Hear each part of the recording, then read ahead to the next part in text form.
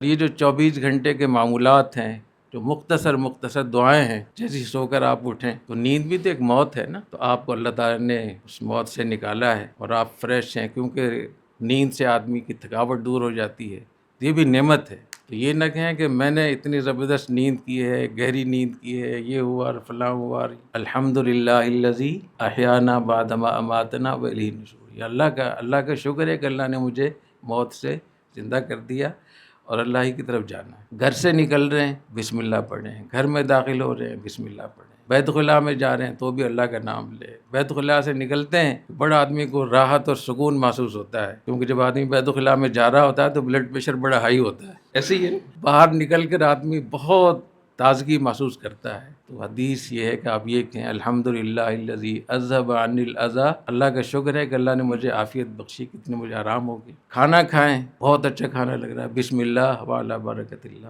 یہ اللہ کی برکت ہے، اللہ کے نام سے میں شروع کر رہا ہوں۔ کھانا کھا کر خوب آپ نے مرغ مسلم اڑائے، بوتلیں ستلیں پی، سب کچھ، اور آپ کہیں کہ میں اب ایسا ہوں، آج تو میں ایسا بن گیا ہوں، اتنا میں نے کھایا ہے۔ اللہ کہتے ہیں یہ نہیں، الحمدللہ الذی اطعمنا وسقانا وجعلنا من المسلمین، اور جو زیادہ جس کا ثابت ہے وہ یہ دعا ہے، الحمدللہ الذی اطعمنی ھذا الطعام ورزقنی من غیر حول منی ولا قوة۔ مجلس میں بیٹھے، پتہ نہیں کیا کچھ اول فول آپ نے باتیں کی ہیں اور آپ خوش ہونے کا، آج تو میں نے مجلس لوٹ لی ہے۔ لوگ کہتے ہیں نا آج میری تقریر ایسی تھی، میری گفتگو ایسی تھی، تو اس کے لیے بھی حدیث شریف میں ہے کہ جیسی آپ مجلس سے فارغ ہوں تو یہ دعا مانگ لیں۔ کون سی دعا ہے؟ سبحانک اللہم وبحمدک اشہد ان لا الہ الا انت استغفرک واتوب الیک۔ تو آپ دیکھیں کہ پوری 24 گھنٹے کی جو زندگی آپ کی مختصر دعائیں ہیں، اس میں آپ کو عجب سے اور خود پسندی سے اور نرگسیت سے بچانے کے لیے اللہ نے نبی کریم صلی اللہ علیہ وسلم نے ہر جگہ آپ کو ہدایت کی کہ آپ اللہ کی طرف نسبت کریں۔